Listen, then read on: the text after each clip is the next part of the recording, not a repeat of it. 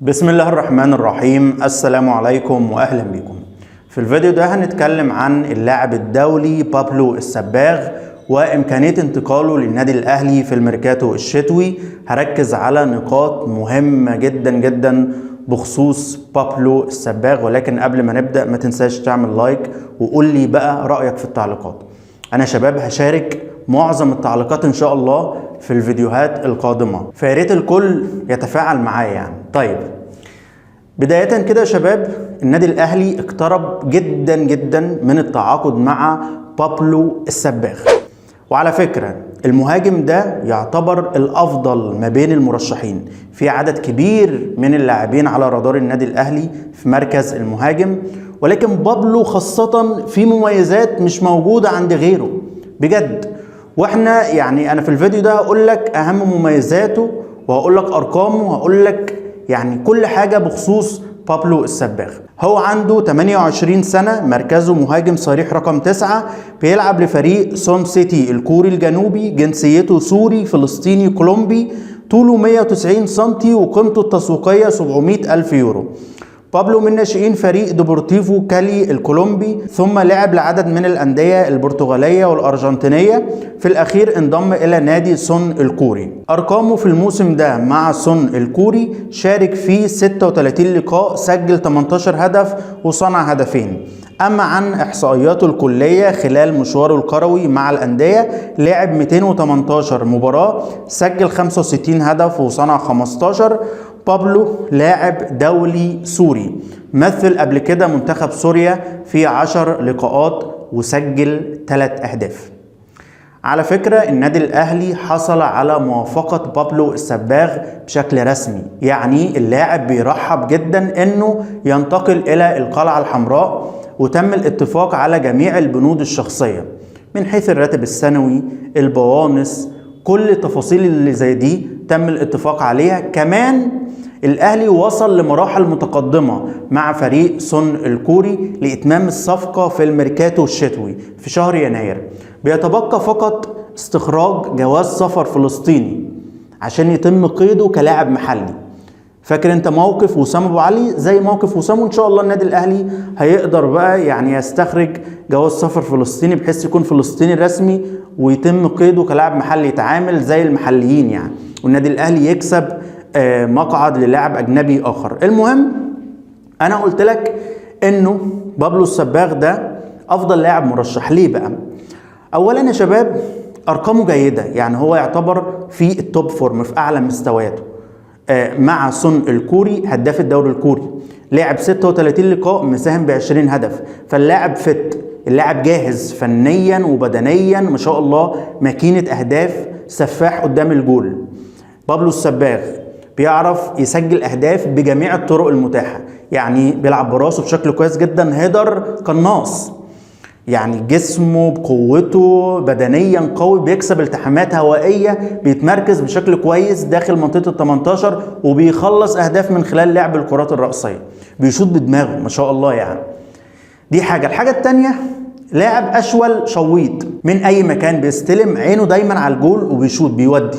يعني انا طبعا نزلت فيديو بلقطاته، نزلت فيديو استعرضت جميع اهدافه، ما شاء الله بيسجل اهداف صعبه كمان. يعني بابلو السباغ بيلعب على الجول بشكل مباشر، دايما هو المين تارجت بالنسبه له، هدفه دايما انه يسجل. انت فاهم ازاي؟ بابلو السباغ فينيشر، ماكينه اهداف، بيستغل انصاف الفرص على المستوى الفردي وعلى المستوى الجماعي، خرافي.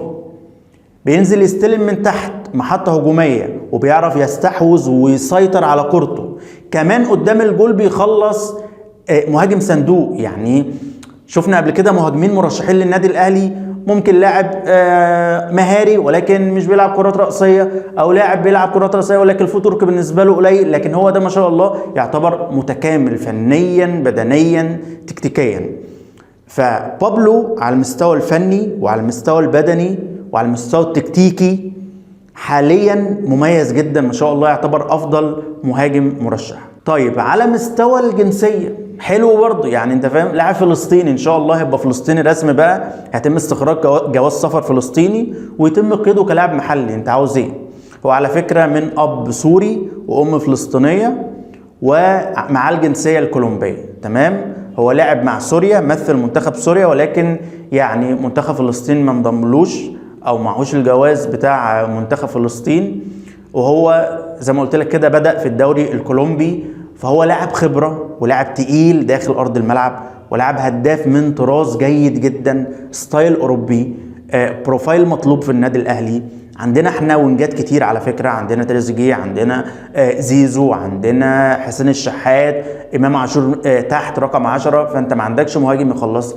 بكل امانه بابلو السباغ افضل من يزن النعيمات. بكل امانه انا شايف ان بابلو مهاجم اشمل، عنده الشمول الهجومي، منظومه هجوميه لوحده. يزن النعيمات لاعب مهاري ولاعب خطير وبيسجل وبيجيب اهداف روعه خرافيه، ولكن ما شفتلوش اصلا اهداف بدماغه، وده موضوع يخوف. انا بقلق قوي من المهاجم اللي هو مش بيعرف يلعب بدماغه ده بجد. المهاجم اللي مش بيعرف يلعب بدماغه انت فقدت نص قوته، لان في ماتشات مش بتخلص غير بالراس. في ماتشات مع قرابه لازم يكون عنده حل التسديد وحل الدماغ ويعرف يتصرف قدام الجول ويكون مهاجم متكامل. في ماتشات لازم تخلص بمهاجم جيد، وانت محتاج مهاجم بنفس البروفايل.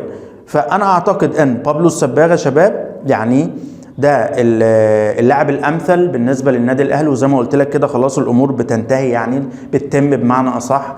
النادي الاهلي بيتفاوض بشكل رسمي مع فريق سون الكوري، والناس في كوريا خلاص يعني مرحبين ببيعه. وهو اللاعب اصلا مقدر قيمه النادي الاهلي، وعارف المشروع الكبير بالنسبه للقلعه الحمراء، وعارف النادي الاهلي بينافس على جميع البطولات، وعلى فكره هيتم تقديره ماديا بشكل كويس. وبابلو السباغ عنده طموحات جيده مع النادي الاهلي، او عنده طموحات مع النادي الاهلي انه يعمل حاجه. والصراحه انا شايف انه كمان لو تاقلم ان شاء الله والمكنه دارت كده ان شاء الله يكون افضل كمان من وسام، لانه اقوى من وسام. يعني هو بدنيا جيد، سريع نوعا ما، الفوتورك بالنسبه له معقول، مش مهاري جدا ولكن حلو. يعني بيعرف يسلم ويستلم تحت ضغط، بيعرف يباصي، بيصنع اهداف بالمناسبه كتير برضو، مش بيسجل بس. عنده رؤيه هجوميه جيده، وعنده رؤيه للملعب بشكل كويس، عينه حلوه، تحركاته جيده في الخط الهجومي، بيعرف يتحرك خلف المدافعين، بيخترق على فكره، بيستغل مساحات كبيره، بيستغل مساحات ضيقه. يعني في المساحات الكبيره في الهجمات المرتده تلاقيه بيروح وبيخترق. مهاجم شامل، يعني ما اعتقدش ان هنلاقي مهاجم زي ده بالجنسيه الفلسطينيه. خلي بالك انا مش هتعاقد مع لاعب اجنبي زي يزن النعيمات، لاعب اردني هيتم قيده كلاعب اجنبي، انت فاهم؟ لكن ده فلسطيني، وان شاء الله الاهلي يخلصه بنسبه كبيره، يعني بنسبة قد تتعدى نقول 90% ان شاء الله. بابلو السباغ اللاعب الكولومبي الدبابة السفاح ان شاء الله يكون موجود معانا في الانتقالات الشتوية من اجل تدعيم الفريق. بس انا خلصت كلامي، يا ريت بقى كل الناس تعلق، قول لي رأيك في الصفقة. ان شاء الله شارك جميع التعليقات او معظم التعليقات بامر الله يعني في الفيديوهات الجاية. بس يا شباب ما تنساش تعمل لايك بقى وقول لي رأيك. شكرا لكم، السلام عليكم.